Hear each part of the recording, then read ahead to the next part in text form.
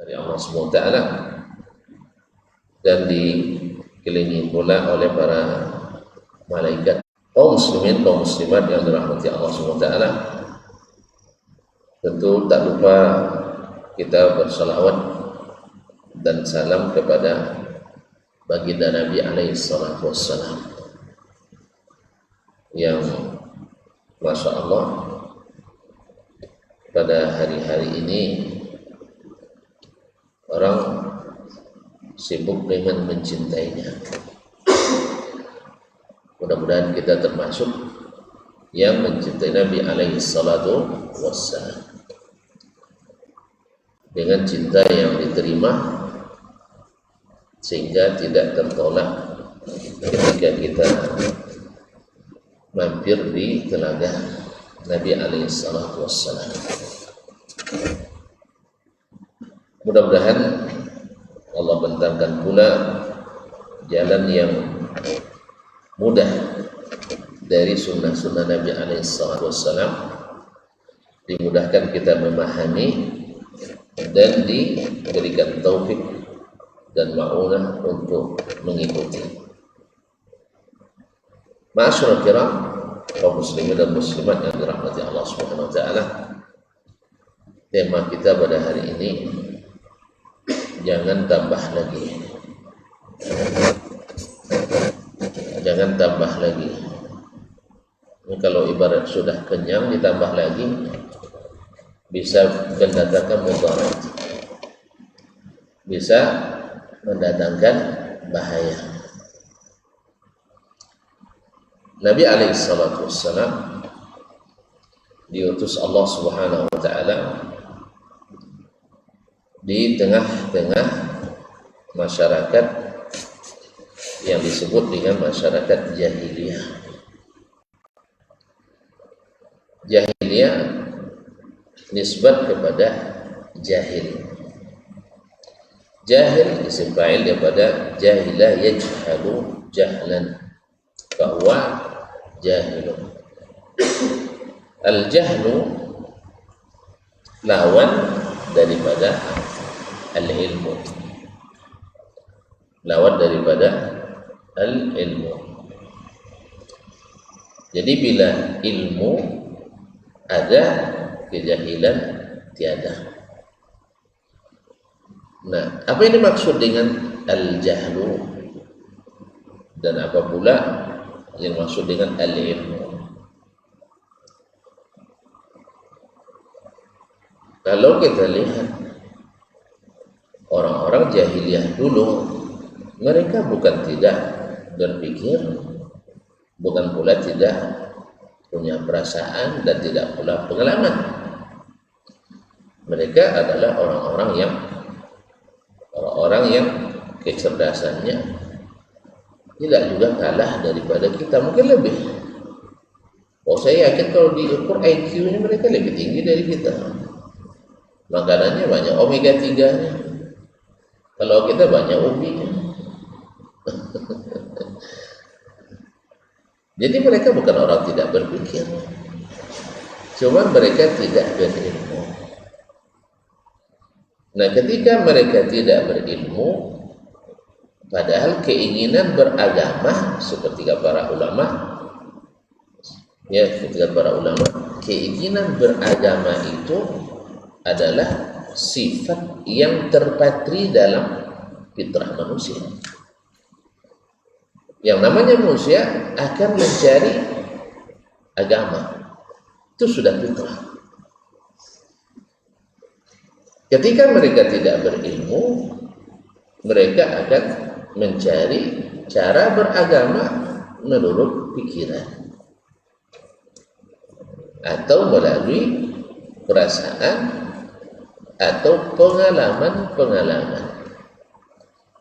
Pikiran ya hasil olahan pikiran, perasaan juga dari merasa, atau pengalaman karena melihat orang lain.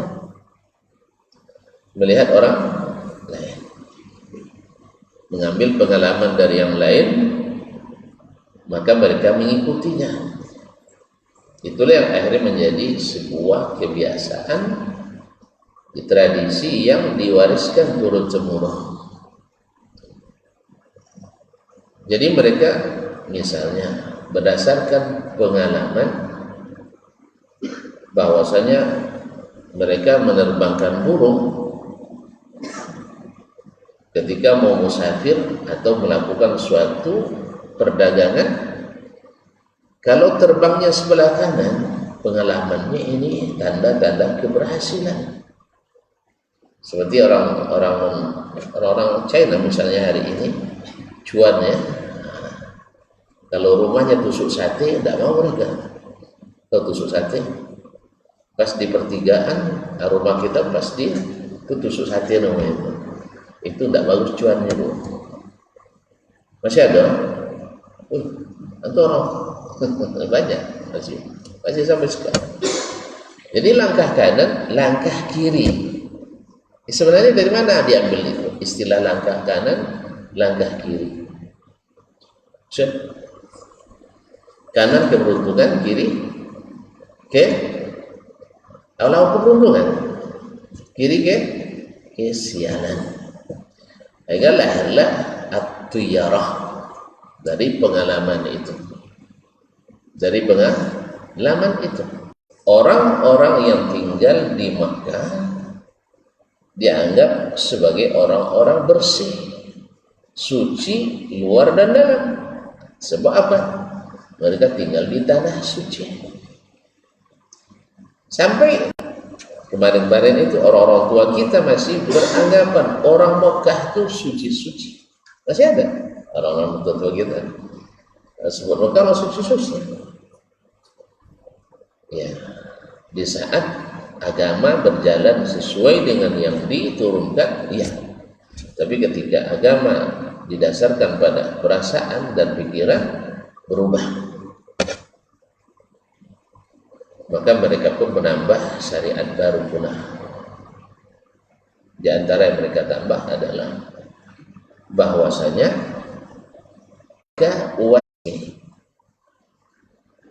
padahal mereka mengaku orang di tanah suci. Di tanah suci jadi minuman resmi. Jelas ya? Jadi mereka kenapa? Karena tadi agama sekali lagi berdasarkan kejahilan dari perasaan, pikiran, pengalaman. Zina karena itu sebagai kebutuhan menurut pikiran, mau dikemanakan orang-orang yang berkebutuhan khusus. Ada istilah berkebutuhan khusus.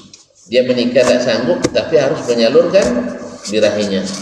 Oh, ada solusi lokalisasi legal formal secara aturan, tapi haram tidak halal secara syariat. Tapi yang melakukan itu siapa?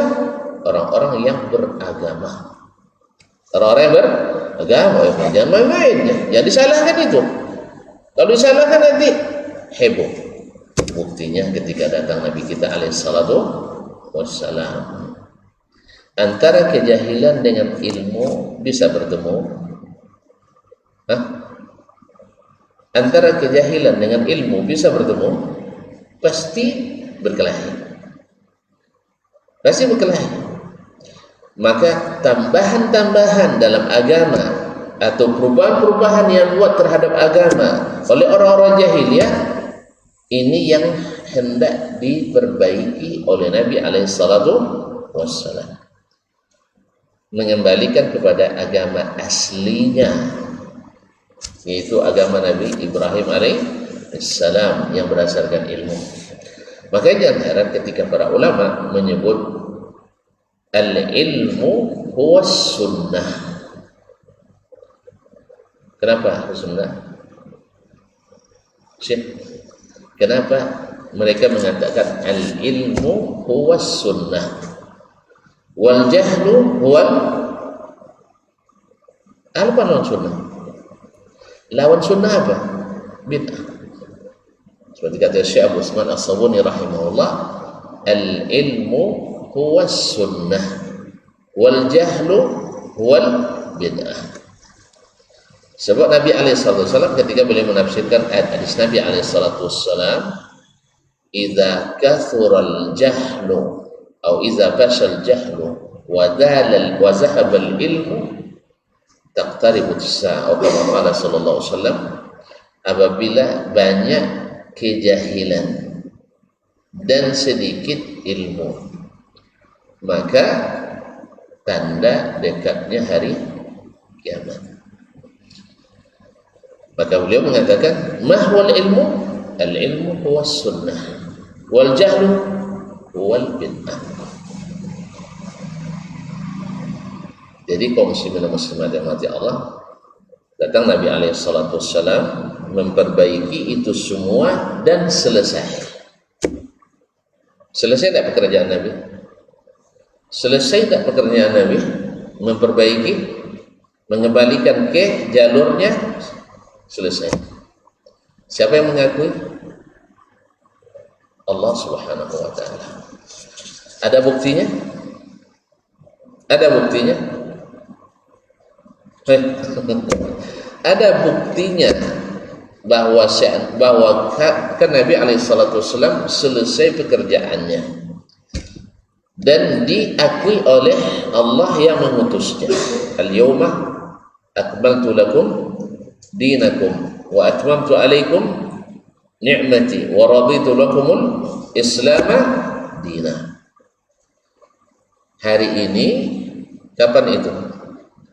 Haji wada. Haji wada di padang Arafah. Nabi meninggal beberapa bulan setelah itu. Haji bulan apa sih? Tidak ada haji bulan lain? Hah? Haji bulan Zulhijjah. Baik, padang Arafah tanggal berapa? 9. Lalu Nabi wafat setelah itu tanggal 12 Rabiul Awal, tidak lahirnya itu ya. Hah? Wafat tanggal 12 Rabiul Awal. Tahun?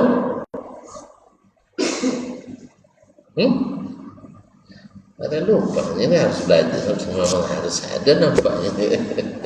Tanggal 12 Rabiul Awal tahun 10. Kalau 10 baru tidak jadi haji Nabi jadinya. Haji wada tahun berapa? Haji wada tahun berapa? Itu gara-gara nak peringatan Maulid Nabi nampaknya. Haji wada tahun ke berapa? Hah? Tahun 8 Fathu Makkah baru penaklukan kota Makkah. Tahun depannya baru haji pertama dalam Islam. Tahun berikutnya baru dah haji wada. Tahun berapa? Haji wada tahun berapa? 11. Mak setelah wafat Nabi pula. Saya ulang. Bilangnya tahun 8. Tahun 8 itu baru pembukaan kota Makkah. Jadi belum haji. Haji baru tahun ke-9. Jelas? Yang amirnya waktu adalah Abu Bakar. Nabi belum pergi. Sah? Kenapa Nabi tidak pergi? Masih ada orang musyrikin yang haji. Jadi kalau ada orang musyrikin yang haji, lalu Nabi datang ikut pula, nanti dianggap itu sunnah pula nanti. Bahwa orang musyrikin boleh naik haji. Kalau Abu Bakar tidak. Yang ulama tidak bisa, tidak punya otoritas untuk menentukan syariat. Ini kesalahan besar dalam kajian-kajian dan studi-studi kita di perguruan tinggi kita, bahwa ulama punya otoritas. Tidak. Ulama hanya sebagai penyampai, bukan untuk membuat syariat. Ini kekeliruan besar, sehingga dianggap kalau perkataan ulama seperti perkataan Nabi. Bahkan ada yang mengatakan seluruh hadis Nabi harus melalui ulama dulu. Kalau tidak sah kalau ulama, tidak sah. Ini terbalik. Harusnya seluruh perkataan ulama harus mengikuti Nabi alaihissalam. Kalau tak dapat lisensi dari hadis Nabi, maka perkataannya tidak diterima. Makanya Nabi tidak pergi. Kapan baru pergi? Tahun ke-10. Tahun ke-10 haji itu. Haji bulan berapa tadi? Dzulhijjah bulan berapa?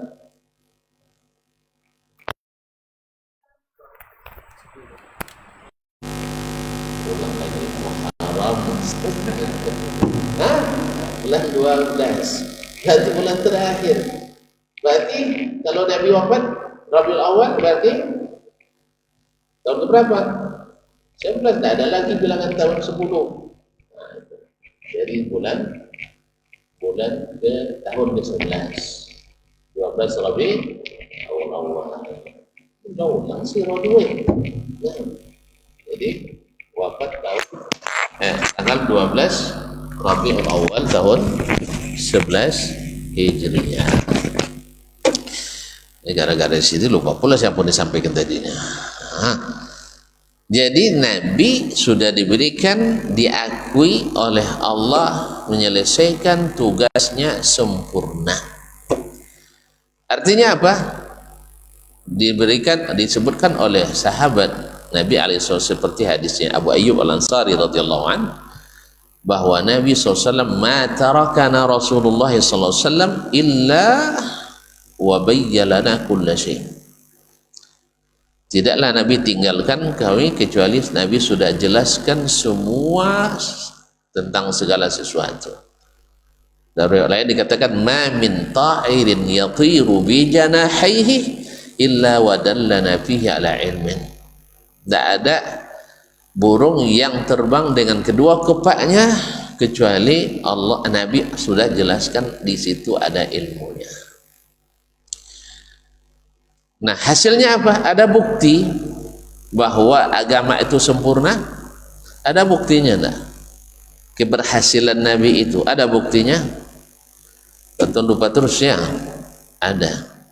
Hasil didikan Nabi sallallahu alaihi wasallam yaitu para sahabat. Berapa orang sahabat? Nah, ada lebih kurang 120.000. Sedikit atau banyak? Banyak ya.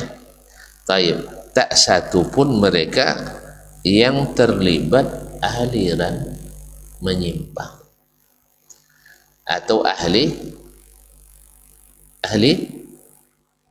bid'ah. Ahli bid'ah. Antum berat sekali bilang bid'ah itu ya. Iya, saya maklumi. Karena orang paling pantang dibilang bid'ah. Iya, karena dia senang bid'ah, maka tidak senang disebut bid'ah.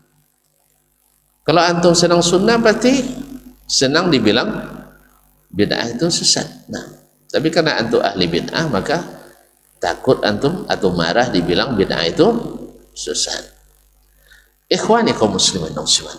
Jadi sebanyak itu aliran-aliran sesat yang lahir di masa-masa sahabat, sebagian masih hidup. Bahkan ketika Khawarij datang, diperkirakan atau disebutkan oleh Imam Ibnu Hajar rahimahullah masih berkisar 35.000 sahabat masih ada. Banyak apa sedikit? Mana lebih banyak di jemaah kita? 35 sahabat masih ada.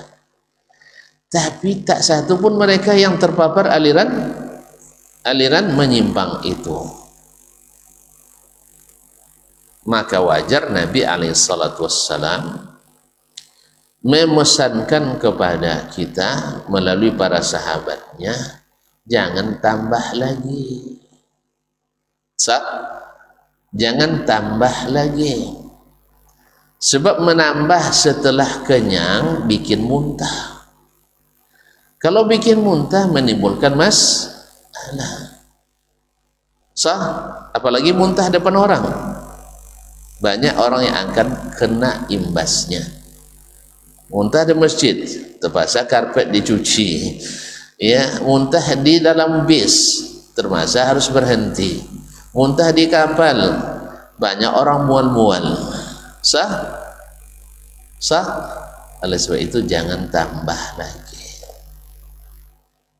Sebab apa? Sahabat itu selamat karena tidak ikut nambah-nambal. Tidak ikut nambah-nambah. Jelas ya? Ustaz, jelas? Belum? Nah, kalau belum saya lanjutkan. Kalau sudah jelas kita tutup aja. Nah, kalau belum jelas kita ini. Jadi kaum muslimin dan muslimat dirahmati Allah SWT, kita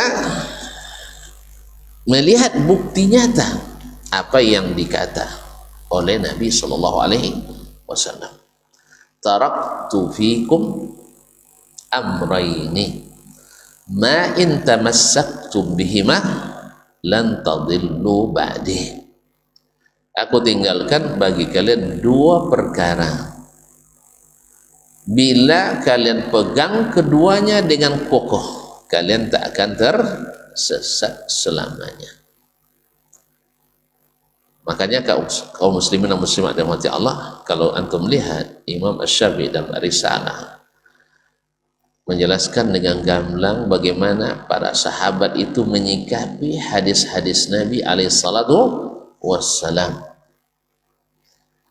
Umar buat keputusan sebagai khalifah, dia punya hak kan buat keputusan dengan ijtihad. Kenapa dia berijtihad? Dia belum memiliki dalil khusus dalam masalah itu, dia hanya memiliki dalil umum. Tapi ketika datang orang yang memberitahukan bahwa yang dia lakukan bertentangan dengan hadis Nabi alaihi salatu wassalam, maka serta merta dia mencabut dan merubah keputusan itu. Tidak ada beratnya. Tunggu dulu rapat DPR dulu, ya, peninjauan. Tidak ada. Sebab apa? Ini hadis Nabi tidak perlu perbincangan lagi, atau al-kalamullah tidak perlu dipertimbangkan lagi. Kalau kita tidak, tanya sama Ustaz Dasman dulunya, tanya sama Ustaz. Akhirnya hilang di tengah-tengah perdebatan. Tidak, akhirnya demo. Kaum muslimin dan muslimat dirahmati Allah. Umar tidak. Demikian juga dengan Umar, anaknya Abdullah bin Umar radhiyallahu taala an. Dia punya keyakinan berdasarkan dalil yang dia pahami secara umum. Lalu datang Bunda Aisyah radhiyallahu anha memberitahukan kepadanya, itu salah, itu Abu Abdurrahman. Saya tanya langsung ke Nabi alaihi salatu wassalam. Dia tidak mengatakan, "Woi, saya paham bahasa Arab nih." Kenapa kamu kira saya tidak pandai bahasa Arab? Tidak. Nabi yang mengatakan bahwa maknanya begini, maka dia tidak berani lagi khilafun Nabi alaihi salatu wassalam.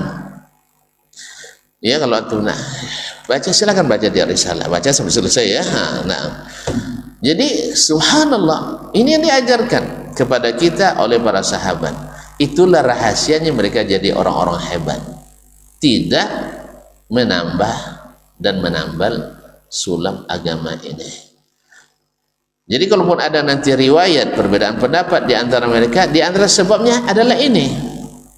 Yang pertama, murid yang belajar pertama dengan Umar mendapatkan pendapat yang pertama, sah? Lalu datang murid yang kedua setelah dia merubah, mendapatkan pendapat yang kedua. Itu yang sampai kepada para ulama-ulama setelahnya. Maka tugas para ahli hadis untuk menjelaskan ini sebelum berubah.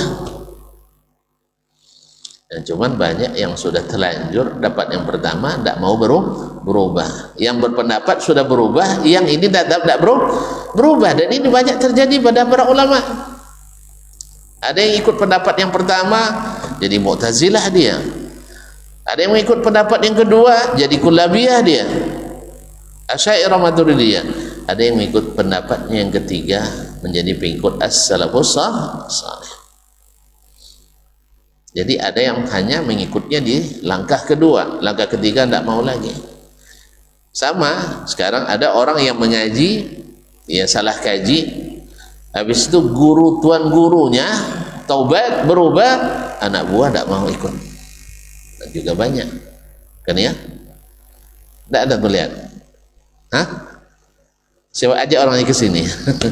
Ada orang sudah jadi di aliran tertentu, di tarekat tertentu, dia sudah sampai ke puncak, habis itu dia mengaji, tahu dia berbeda dengan sunnah Nabi alaihissalam, lalu dia keluar dan dinyatakan di depan pengikutnya, saya bertaubat kembali ke sunnah Nabi alaihissalam menurut pemahaman as-salafus salih, dihujat dan dilawan oleh murid-muridnya.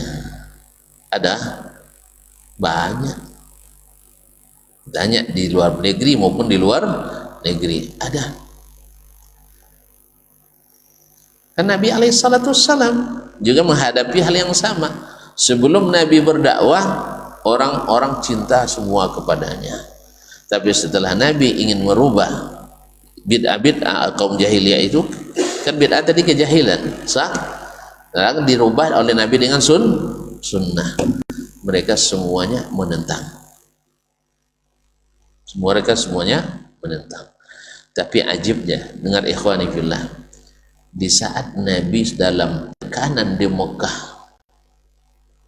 masih dalam tekanan di Mekah, tapi masya Allah turun ayat, wa kana haqqan alaina nasrul mu'minin. Masya Allah. Apa arti itu? Adalah menjadi tugas kami, kata Allah, menjadi kewajiban kami membantu orang-orang beriman. Allah membantu. Berarti dakwah ini walaupun sekarang dalam keadaan dikucilkan, dipersempit, dilawan dengan sekeras-keras oleh penguasa Mekah waktu itu, tapi Allah jamin kalian akan dibantu. Diserahkan kepada Allah SWT. Bagaimana cara membantunya? Setelah menghadapi berbagai tekanan dan ancaman, akhirnya mereka diberikan Allah jalan keluar, hijrah ke Habasyah dulu, kemudian hijrah pula ke Madinah. Alhamdulillah. Jadi kaum muslimin dan muslimat yang dirahmati Allah, serahkan kepada Allah dan Rasul semuanya, selesai urusan kita. Karena apa? Mereka, Allah dan Nabi membuat ini agama dengan ilmu, sedangkan orang-orang selain Allah dan Nabi membuatnya dengan al-jahlu, dengan kejahilan. Dasarnya apa? Dasarnya apa? Pikiran, perasaan, pengalaman yang berakumulasi menjadi nafsu atau hawa nafsu.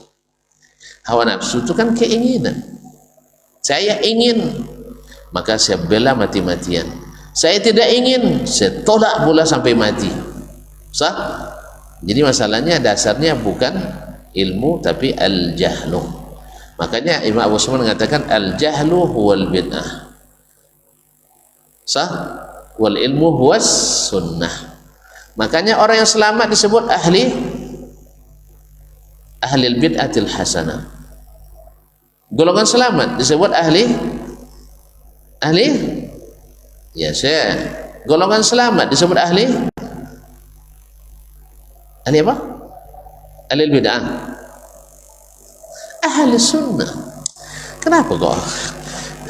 Lebih jawabannya tidak pasti. Golongan selamat disebut ahlus sunnah. Disebut ahlus sunnah. Kenapa ahlus sunnah? Sebab mereka mengikuti sunnah yang berisi ilmu. Sedangkan selain lawan mereka adalah ahlul bid'ah, karena yang diikuti adalah al-jahlu. Jadi orang cerdas bisa jadi jahil, orang cerdas bisa jahil. Bisa lah kalau dia tidak ada ilmu.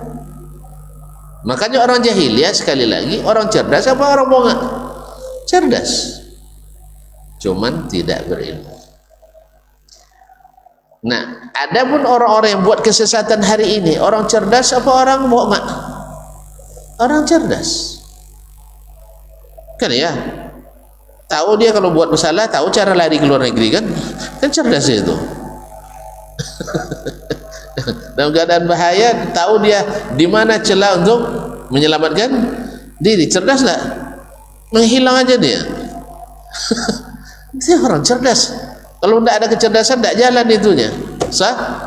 Dia ada orang cerdas. Makanya kecerdasan tidak boleh jadi patokan untuk diikuti. Tapi yang diikuti adalah ilmu. Ya, orang cerdas kadang-kadang Masya Allah bicara ya bertahan dengan kecerdasannya itu, akhirnya yang diikuti adalah hawa dan nafsu. Makanya ikhwani, golongan selamat tadi namanya Ahlus Sunnah. Pertanyaannya, mana generasi Islam yang semua anggotanya selamat? Hah? Sahabat. Kenapa mereka selamat? Karena jahiliyah. Karena mengikuti sunnah Nabi alaihissalatu wassalam. Jelas? Maka kalau ditanya Ahlus Sunnah itu adalah Nabi dan para sahabat Nabi alaihissalatu wassalam. Itu saja yang dimaksud, segala sesuatu yang mereka ijma' di dalamnya. Nanti kita lihat. Di antara contoh mereka ijma' di dalamnya, mereka sudah kenyang, jangan tambah lagi, nanti muntah. Sah? Sebab menambah di saat sudah kenyang bermudarat, menambah di saat sudah sempurna merusak. Merusak. Jangan kemana-mana, kita azan dulu.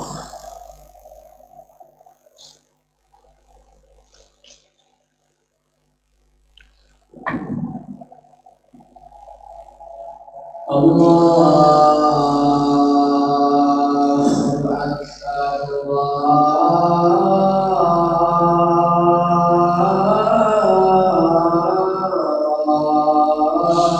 Allahu Akbar, Allah berallah,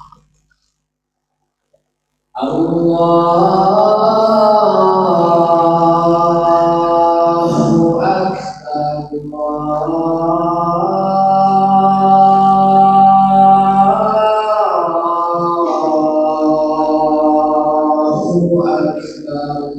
Allah Allah. Asyhadu an la ilaha illallah.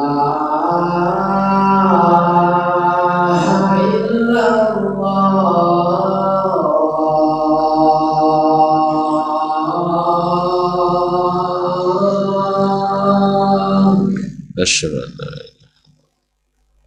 Asyhadu an la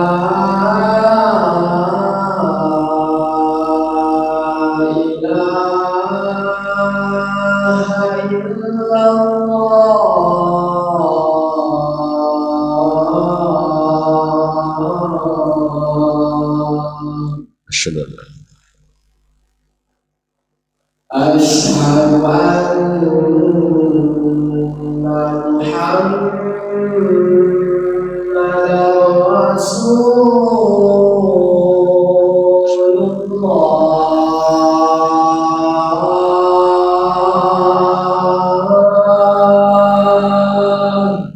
Asyhadu an la Asyhadu anna Muhammadar Rasulullah. Asyhadu anna Muhammadar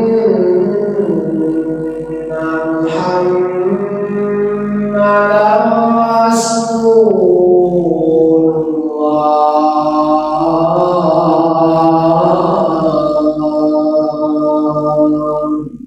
Asyhadu hayya 'alas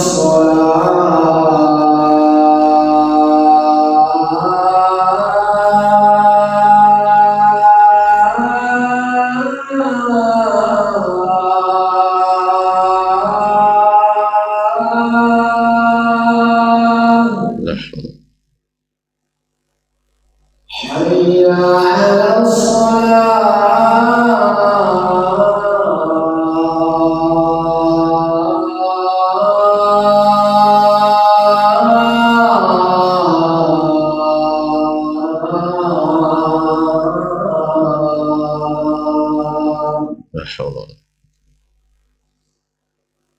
hayya 'alal falah.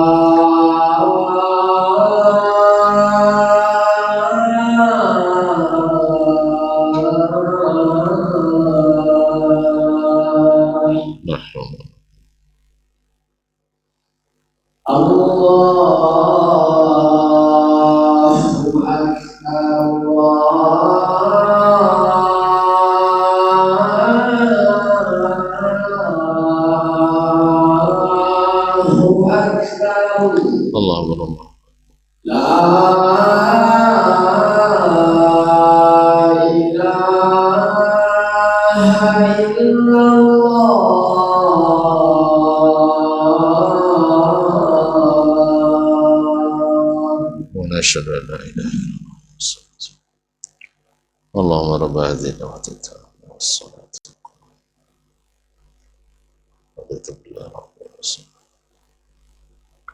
sallallahu alaihi wasallam.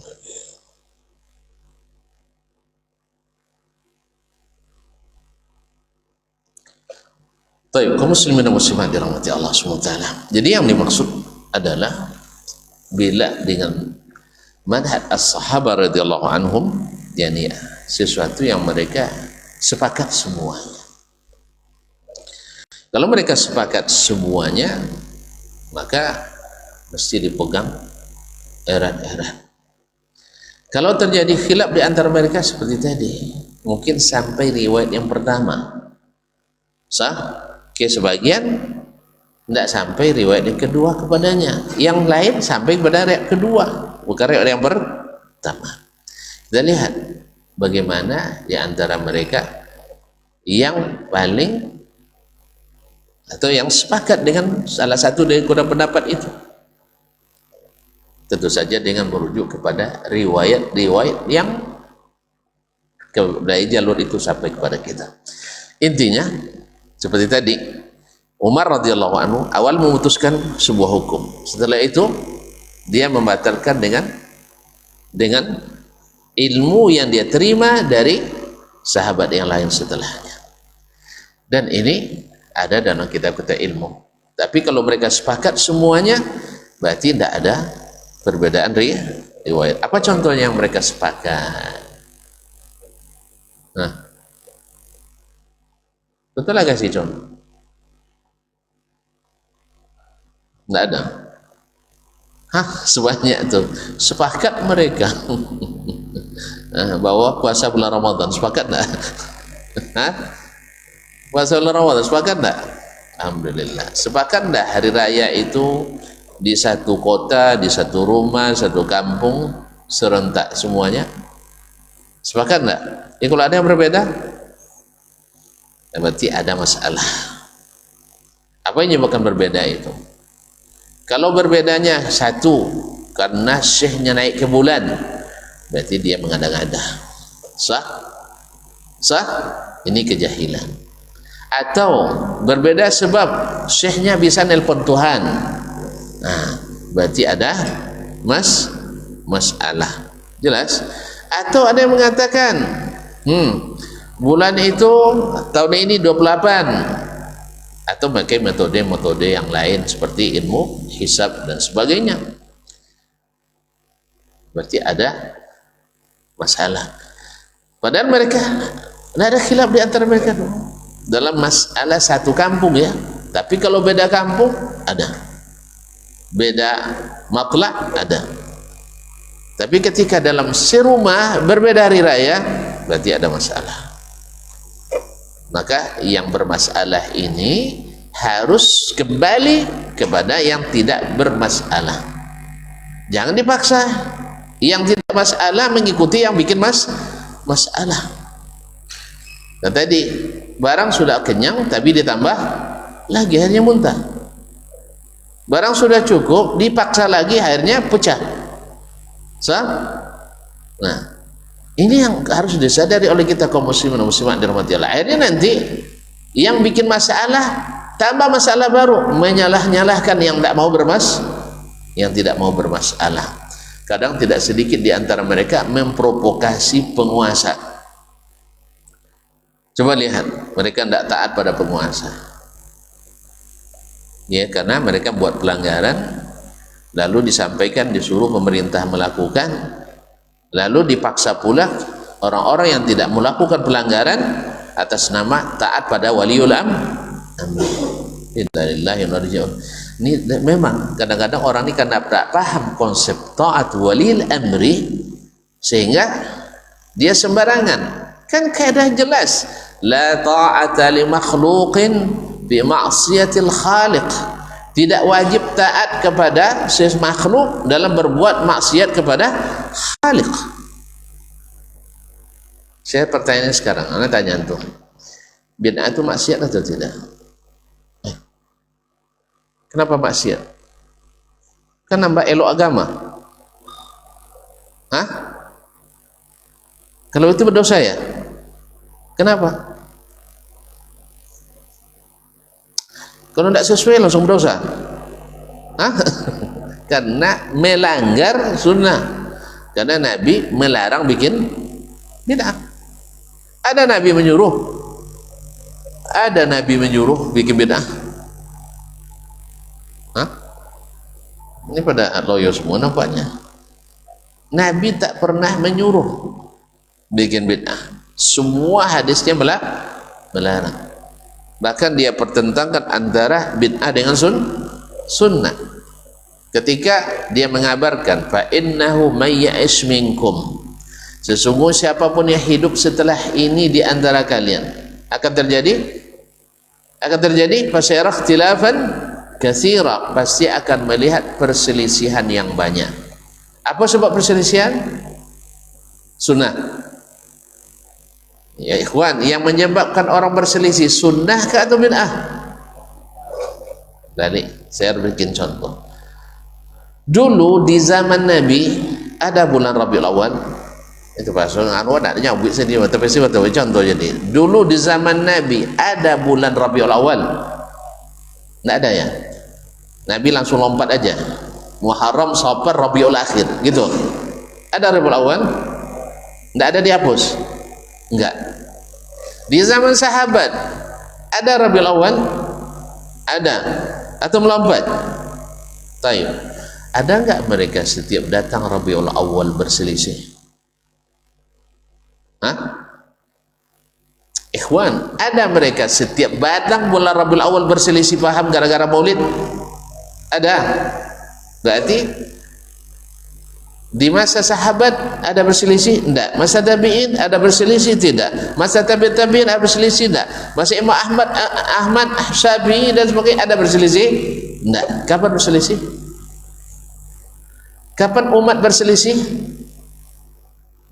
Setelah diadakan.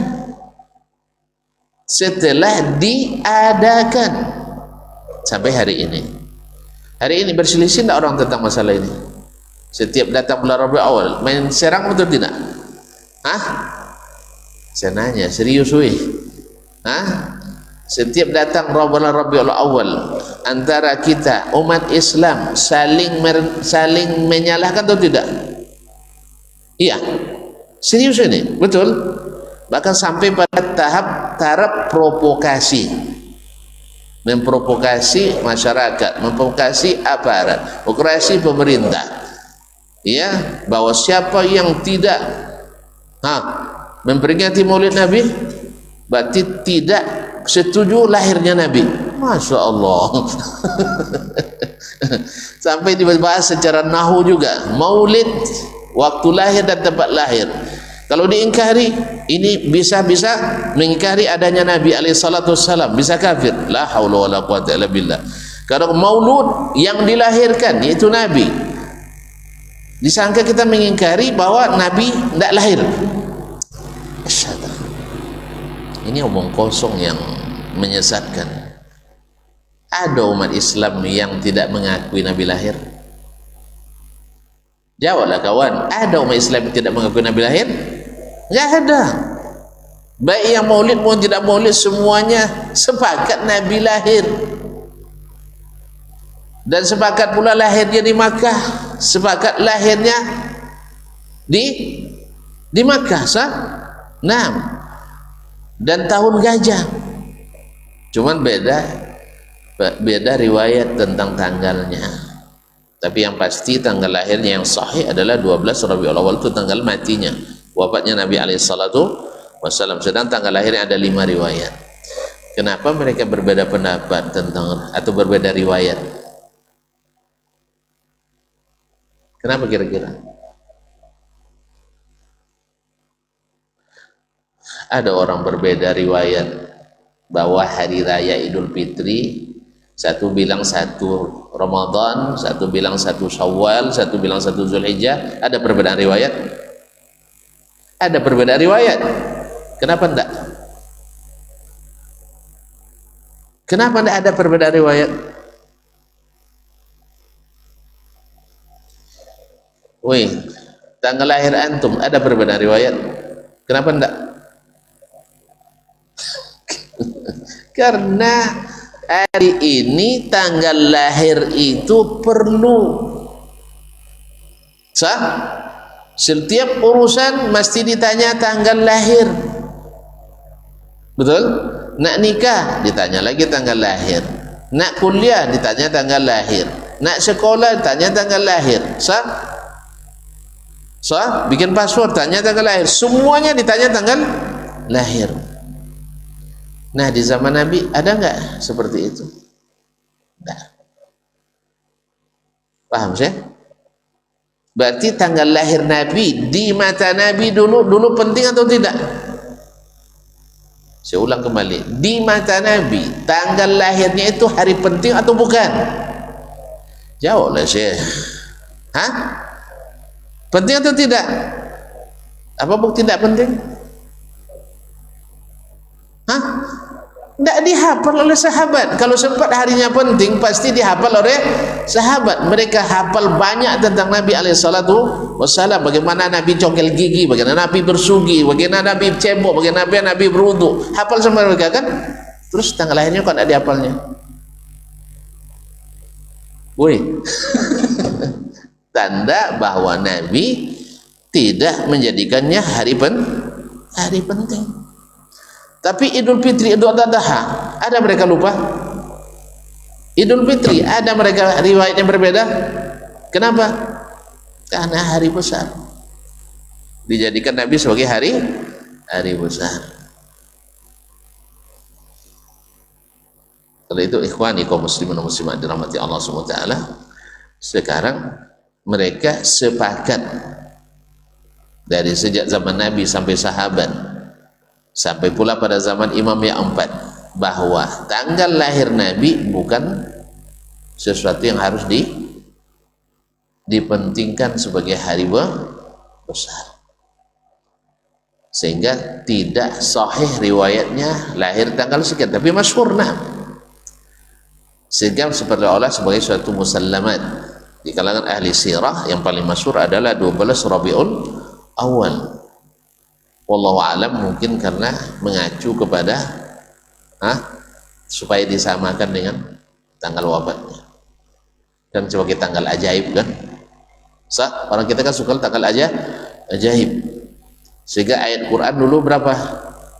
6.666 karena angka ajaib. 6.666. Rupanya setelah dihitung tidak sampai itu. 6.000, nah itu tidak sampai. Jadi karena dianggap sebagai angka angka sakti ya. Jadi wafatnya 12 Rabiul Awal, lahirnya juga 12 Rabiul Awal, sehingga itu yang paling terkenal di kalangan ahli sirah. Sedangkan secara sanad ya semuanya riwayat yang marasil, maqati, tidak dengan sanad yang sahih. Harusnya sebab kalau seandainya dia hari besar oleh Nabi dan para sahabat, mustahil mereka khilaf dalam meriwayatkan. Sebagai mereka tidak khilaf tentang tanggal Idul Fitri dan Idul Adha. Tidak ada mereka khilaf, karena memang dibesarkan oleh Allah dan Rasulnya Sallallahu Alaihi Wasallam. Jadi ikhwani fillah, sekarang mereka sepakat melalui hari-hari itu tanpa ada gejolak sedikit pun. Sekarang setelah ada peringatan itu, sampai hari ini kita tidak bisa istirahat di bulan Rabiul Awal. Kedua belah pihak, saya tidak mengatakan pihak yang mengadakan aja, kedua belah pihak panas suasana. Sah? Saya sebenarnya tidak masuk tadi, tapi karena tuan-tuan tidak mau beri contoh saya. Nah, itu contoh. Kemudian sudah keterlaluan sebagian menjadikan alat provokasi. Jadi harus saya jelaskan. Kalau seandainya yang mengadakan tenang, tidak ada provokasi di dalamnya, Sebab yang mengadakan kan tidak sempat memprovokasi kan. Yang tidak mengadakan kan tidak ada momen untuk memprovokasi. Nah, jadi yang mengadakan sampai-sampai memprovokasi penguasa. Lihat mereka tidak taat pada pemerintah. Dianggap sebagai tugas pemerintah untuk memaksa untuk mengadakan maulid Nabi alaihissalatu wassalam. Maka kita katakan akhirnya menimbulkan masalah. Makanya jangan tambah lagi masalah. Masalah umat itu sudah banyak, sudah terpecah kata Nabi itu 73 golongan. Makanya apa obat kata Nabi? Nah, fa'alaikum bisunnati wa sunnatil khulafa'ir rasyidin al-mahdiyyin min ba'di tamassaku biha addu 'alaiha bin nawajiz. Lihat, di satu pihak Nabi bilang kalau mau hilangkan ikhtilaf, Nabi tidak bilang kasih paracetamol, tenang, bukan. Tidak, obat penenang hanya sementara. Yang tidak tenang itu juga yang tukang kasih obat itu juga tidak tenang juga, itu masalahnya. Yang tukang kasih obat paracetamol itu juga tidak tenang, sebagian menyebelah juga, dokternya ada keterpihakan kadang. Jadi kaum muslimin dan muslimat, Nabi katakan fa'alaikum bisunnati, karena memang sunnah terbukti menyatukan sahabat, wa sunnatil khulafa ar-rasyidin, dan sunnahnya para khulafa ar-rasyidin. Apa sebab? Li'annu mahdiyin, dapat hidayah, diakui oleh Allah dan Rasul sallallahu alaihi wasallam. Kemudian cukup gitu enggak? Tamassaku biha, pegang teguh. Ini pakai juga hadis tapi tidak dipegang nyerah. Diterima hadisnya tapi tidak diamalkannya. Itu tidak namanya tamassuk. Oh, tahu sih hadis itu. Ada seorang pejabat kan, pemarahnya luar biasa, tapi dia seorang ulama hadis. Ulama dia, tapi pemarah, urusan semua serba sulit. Lalu dibacakan oleh orang berurusan hadis itu kepadanya, alun lahir nenek lah saya dah hafal hadis itu katanya. Belum lahir nenekmu saya sudah hafal hadis itu. Iya, Anda hafal tapi tidak melaksanakannya. Anda hafal tapi tidak melaksanakannya. Saya tidak butuh hafalan Anda, saya butuh Anda melaksanakannya. Karena korbannya ketika Anda laksanakan hadis itu saya. Urusan saya sulit dengan Anda. Sah? Kan harus tanda tangan dia. Masalahnya sangat mudah. Saya remeh-temeh kadang masalah, tapi karena suka mempersulit, karena rumusnya kalau bisa dipersulit, kenapa dipermudah? Padahal Nabi SAW makhuyyara baina amrayni illa ikhtara aisarahuma, tidak disuruh pilih antara dua perkara kecuali pilih yang paling memudahkan. Malam yakun isman, selama tidak berdosa. Ma'asyil kiram rahmati Allah, tamassaku biha, pegang teguh, addu 'alaiha bin nawajiz, gigit dengan gigi geraham. Lawannya apa? Wa iyyakum wa muhdatsatil umur. Jauhi sunnah, pegang, jauhi hal-hal yang diada-adakan dalam agama. Fa inna kullah muhdatsatin bid'ah wa kullu bid'atin dhalalah. Karena semua yang diada-adakan dalam agama itu bid'ah. Wa kullu bid'atin dhalalah. Semua bid'ah itu sesat. Jadi sejelas ini pegang sunnah berarti sunnah lawan bid'ah. Tapi masih banyak. Karena apa? Karena ikut kejahilan, bukan ilmu. Nabi larang bid'ah, tapi dia pikirannya ada bid'ah yang hasanah. Nabi bilang fa inna kulla bid'atin dhalalah, sebid'ah itu adalah sesat. Dia bilang enggak ya Rasulullah, ada sebagian bid'ah yang tidak sesat. Nah, kalau begitu nanti kalau gitu artikan juga ada yang sebagian yang sesat tidak masuk neraka. Karena di sana kul juga fa inna kulla muhdatsatin bid'ah. Berarti ada sebagian yang muhdas bukan bid'ah. Wa kul fa inna kulla bid'atin dhalalah, berarti ada sebagian bid'ah yang tidak sesat. Kan ujungnya ada lagi, fa innaka dhalalatin binnar. Ada juga orang yang tersesat ke surga. Katanya, kok sampai surga mas? Kemarin kepihara waktu di dunia, tersesat saya sehingga terlempar ke surga. Ada. Jadi itu kaum muslimin dan muslimat. Nabi mempertentangkan, antum nak menggabungkan. Buktinya ketika dibuat bid'ah, menambah masalah atau menghilangkan masalah? Menambah. Setiap ada bid'ah pasti menambah masalah dalam umat ini. Dan karena kadang-kadang faktor dominan, faktor mayoritas, kadang memaksa harus diterima. Kalau tidak terima, bisa dari NKRI-nya. Allah musta'an. Dipaksa menerima sesuatu yang diada-adakan itu, lalu dibuatkan modus-modus supaya terlihat indah. Jadi kaum muslimin dan muslimat dirahmati Allah, ya kalau antum nak mengadakan juga, ya tapi jangan bikin masalah, jangan tambah dengan masalah baru. Ya, kajilah tentang sirah Nabi. Jangan tambah-tambah yang lain. Ya, tapi memang kalau menambah sekali tidak mungkin kecuali nambah lagi. Kalau tidak nambah sekali bisa nambah. Imam seperti Suyuti dalam kitabnya Husnul Maqsid bi Zikral Maulid, ya dia menyebutkan dalam kajian Maulid itu tidak ada kecuali baca sirah habis itu makan. Jelas ya? Tapi dalam kitab itu juga dia bilang ada juga menari-nari katanya. Ketika dia mengatakan boleh maulid, kan dia membolehkan ya. Nanti kalau antum bilang tak boleh, nanti antum bilang antum dengan Suyuti apa sih? Siapa antum dibanding Imam Suyuti? Sah? Saya katakan Suyuti sendiri juga tidak konsisten. Ketika dia bilang, ketika membolehkan, kan maulid kan hanya membaca sirah Nabi, habis itu makan bersama, bersedekah orang. Sedekah tidak boleh. Sedekah tidak boleh. Ya bolehlah. Baca sirah tidak boleh. Ya bolehlah. Tapi ketika dia menceritakan sejarah maulid, dia bilang bahwa di situ ada orang bernyanyi, ada orang menari. Dia sendiri juga nggak konsisten. Dia bilang nggak ada apa-apa kecuali itu. Tapi dalam pelaksanaannya ada apa-apanya selain daripada baca sirah. Paham maksudnya?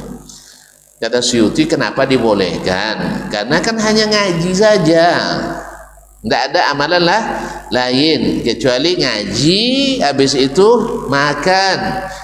Boleh kan? Boleh makan habis ngaji, boleh. Maka dia bolehkan. Kenapa tidak boleh? Cuman di saat yang sama di bukunya itu sendiri dia bilang yang pertama melakukan maulid adalah Al-Malikul Muzaffar, yaitu Amirul Irbil. Dia bilang Hakim Irbil, dia yang pertama.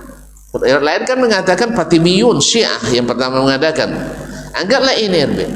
Dia katanya apa? Dia membantai 6.000 atau 600.000 ayam. Masya Allah, dia dengan 600.000 ayam berarti bagus itu ya. Nah, kemudian habis itu mereka ada yang menari, ada yang menyanyi. Ya Suyuti, antum bilang tadi nggak ada apa-apa kecuali makan dan ceramah. Sekarang kok ada menari? Paham tak? Jadi dia sendiri tidak konsisten dengan dalilnya sendiri. Dalilnya apa? Perkataan Imam An-Nawawi. Perkataan Imam Nawawi dalil apa bukan? Ya ikhwan, perkataan ulama dalil apa bukan? Tidak dalil. Ketika dia membagi bid'ah kepada bid'ah dhalalah dan bid'ah hasanah, perkataan ulama tidak dalil, tapi mesti dijadikan dalil. Sekali lagi saya katakan, pikiran orang bukan ilmu, tapi ilmu itu adalah sunnah. Ada enggak alasan sunnahnya Imam Nawawi membolehkan itu? Ada enggak alasan sunnahnya Imam Ibnu Hajar membolehkan itu? Ada enggak alasan sunnahnya Imam Asyuti membolehkan itu? Semuanya hanya berdasarkan pikiran. Ada lagi yang membolehkan dengan syarat-syarat. Syarat-syaratnya dari mana? Barangnya dilarang karena bid'ah, terus boleh karena syarat. Syaratnya apa? Selama di situ tidak ada hal-hal yang berbau maksiat.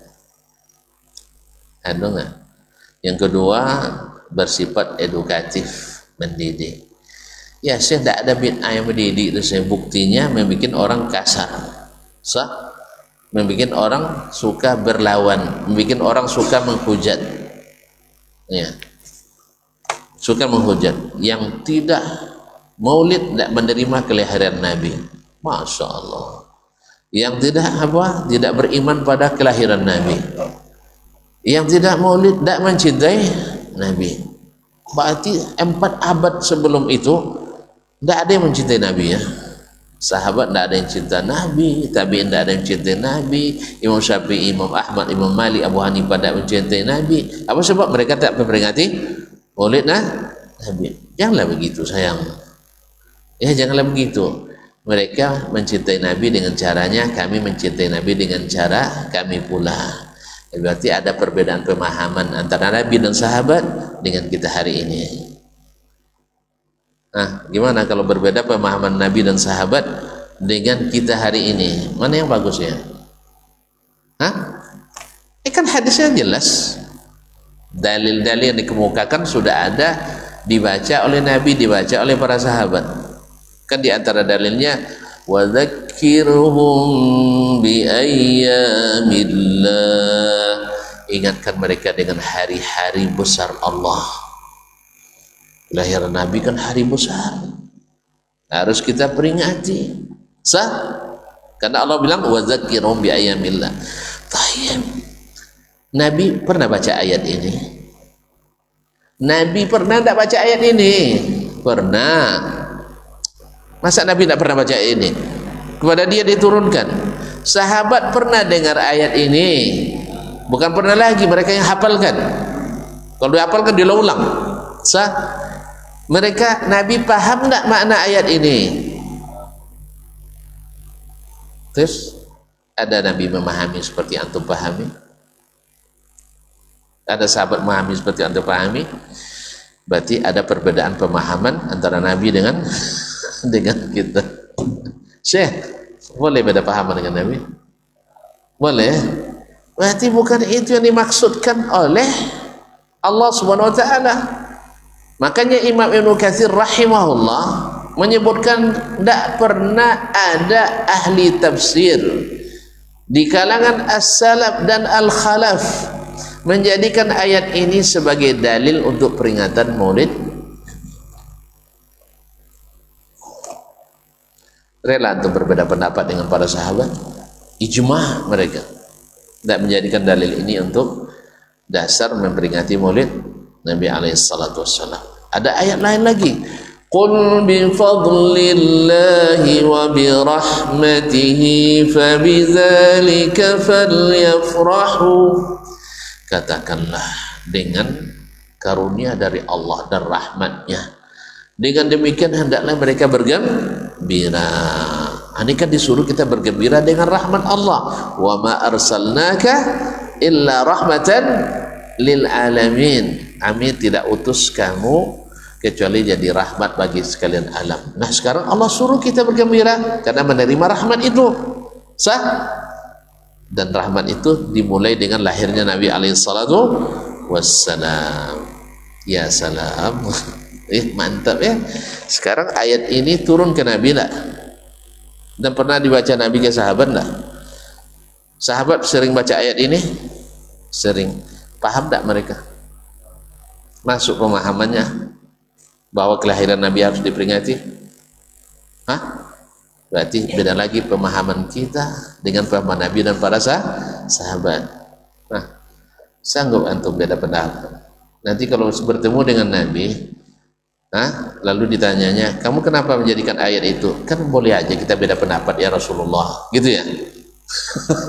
Beda pendapat sama Nabi dan para sahabatnya.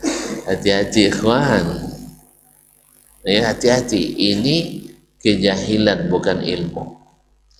Tapi orang cerdas yang bilang, saya bilang tadi, orang cerdas bisa saja lebih kepada pikirannya daripada ilmu. Sunnah Nabi, masa telat semua ini luput dari Nabi alaihissalam pada sahabatnya.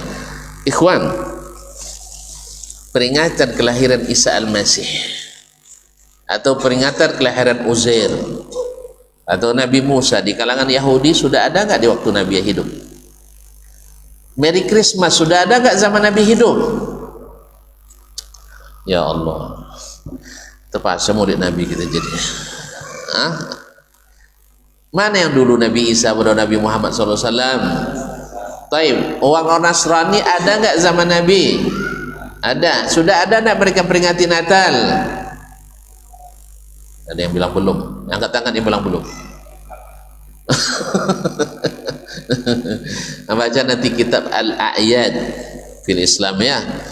Dimulai dengan pembahasan hari-hari raya besar di kalangan Yahudi, di kalangan Nasrani, kalangan Majusi, di kalangan Arab.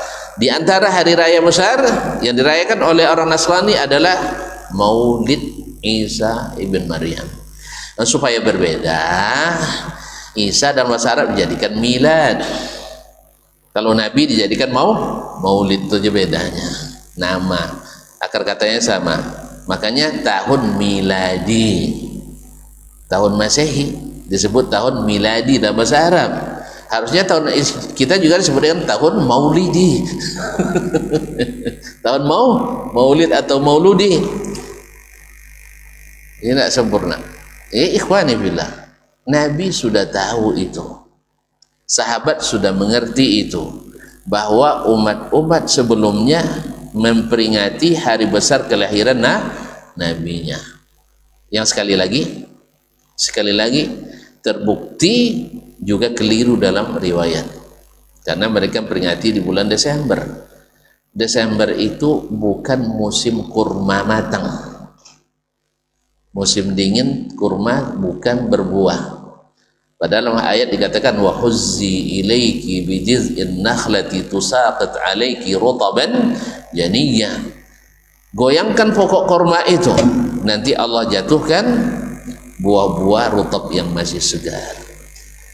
Rutab tidak ada di bulan Desember.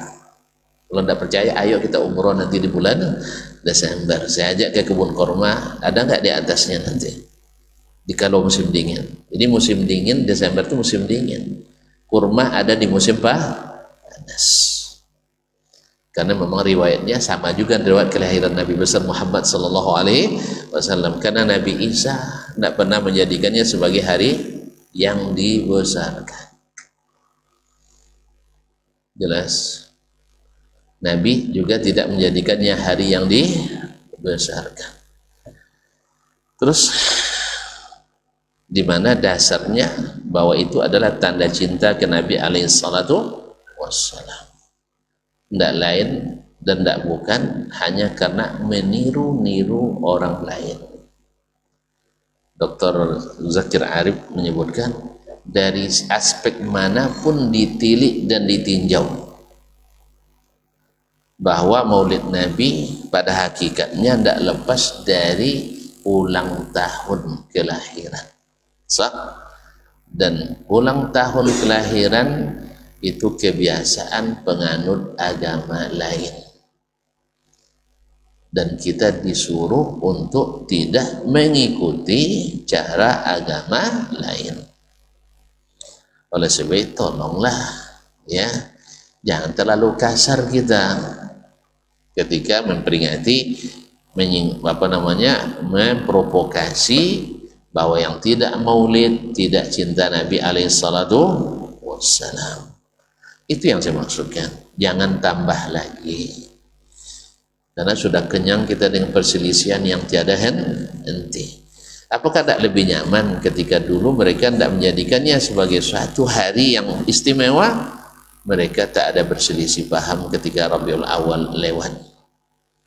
Tidak ada cerita mereka dulu di sejarah Islam masa sahabat datang Rabiul Awal mulai siap-siap pasang kuda-kuda untuk menyerang golongan ini. Enggak ada. Masuk tabi'in juga tidak ada sebagian yang pasang kuda-kuda untuk menyerang golongan ini dan itu dengan mau acara Maulid Nabi. Kapan baru ada? Setelah Syiah mencontohkan yang buruk ini. Setelah atau mungkin saja dari Malikul Irbil, itu Sultan Al-Malikul Mudzaffar yang pertama melakukannya, dia juga bukan Nabi dan juga bukan generasi didikan Nabi alaihissalatu wassalam. Berapa banyak para penguasa muslim yang membuat datangkan musibah bagi dunia Islam, walaupun jasanya tidak bisa kita pungkiri. Ada jasa baiknya, tapi ada pula jasa buruknya. Jasa baiknya ada, jasa buruknya ada juga. Sampai hari ini kita masih lihat orang-orang berjasa di negeri kita, tapi ada pula jasa jasa buruknya. Ya, mungkin tak patut kita sebutkan karena kita tidak sedang terkaji keburukan. Tapi ingat, sekali lagi yang saya pesankan, jangan jadikan ini alat penetrasi, alat untuk provokasi. Ya, kalau firman tidak bisa dibendung, lakukan aja lah. Tapi jadikan senyaman mungkin.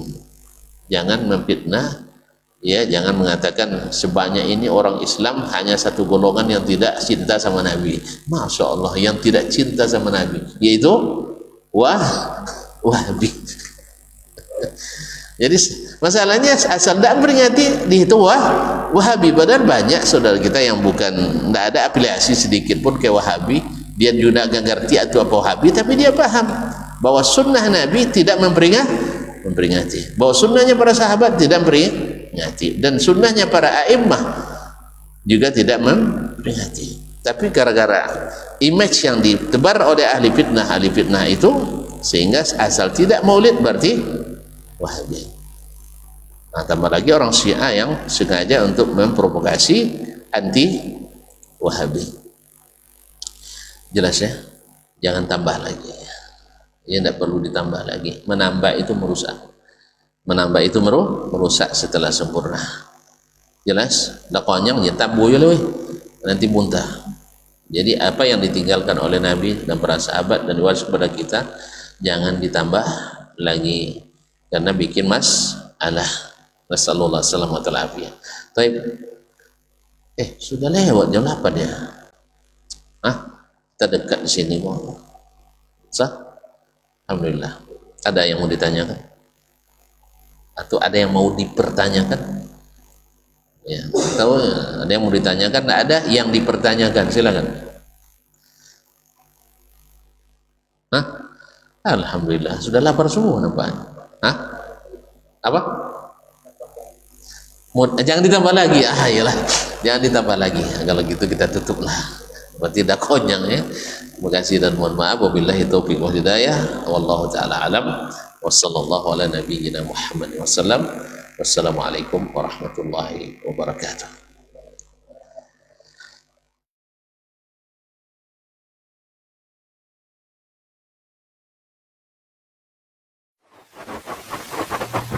Barometer amal kita saleh tak salehnya di salat kita. Bila salat kita ikhlas dan sesuai dengan sunnah Nabi SAW, maka insya Allah amalan yang lain mengikuti. Ini aktivitas ini membantu saya di akhirat atau akan menyulitkan saya di akhirat?